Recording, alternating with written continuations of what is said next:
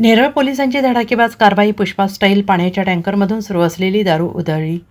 रायगड जिल्ह्यातील नेरळ पोलिसांनी मोठी कारवाई करत अवैध दारू तस्करीचा पर्दाफाश केलेला आहे. पाण्याच्या टँकरच्या आडून पुष्पा स्टाईलने होत असलेली ही तस्करी उघडकीस आलेली असून पोलिसांनी टँकरसह कोट्यवधी रुपयांचा मुद्देमाल जप्त केला आहे. नेरळ पोलीस ठाण्याचे सहाय्यक पोलीस निरीक्षक राहुल वारोटे आणि त्यांच्या पथकाने गुप्त माहितीच्या आधारे कर्जत मुरबाड मार्गावरील वारेगाव परिसरात सापळा रचला आहे. कोकण किनारा हॉटेलसमोर संशयित टँकर अडवून तपासणी केली असता या टँकरमध्ये अवैधरित्या गोवा बनावटीची विदेशी दारू वाहतूक केली जात असल्याचं उघड झालं आहे.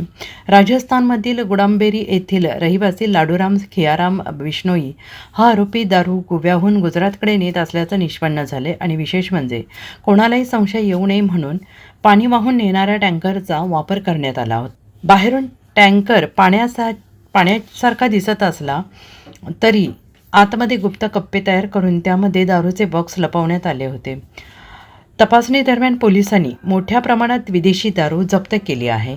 टँकरसह एकूण 1,01,27,600 रुपयांचा मुद्देमाल जप्त करण्यात आला आहे.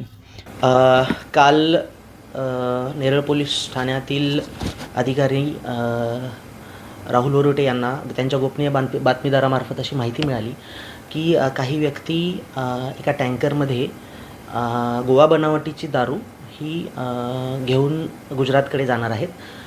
त्यानंतर त्यांनी अधिक त्याच्याबद्दल माहिती गोळा केली असता सदरचा एक टँकर नंबर आहे GJ 12 AW 4421 यामधून हा संशयास्पद टँकर मिळून आला असता तर त्यांनी तो थांबवला आणि तपासणी केली असता त्यामध्ये त्यांना जवळपास 72 लाखाची गोवा बनावटीची दारू त्यामधून मिळून आलेली आहे. आणि ही हा जो टँकर आहे त्यांनी वारेगावाच्या हद्दीत कोकण किनारा हॉटेलच्या समोर त्या ठिकाणी पकडलेला आहे.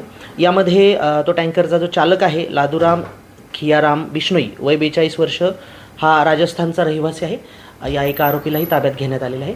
तर अशा पद्धतीची कारवाई ही आमच्या रायगड पोलीस दलाच्या पोलीस अधीक्षक माननीय अंचल दलाल मॅडम यांच्या मार्गदर्शनाखाली आणि रायगड पोलीस दलाचे अप्पर पोलीस अधीक्षक माननीय श्री शिवतरे सर यांच्या मार्गदर्शनाखाली नेरळ पोलीस स्टेशनच्या टीमने करण्यात आलेले आहे. Thank you. Bureau report SPN Marathi Raigad.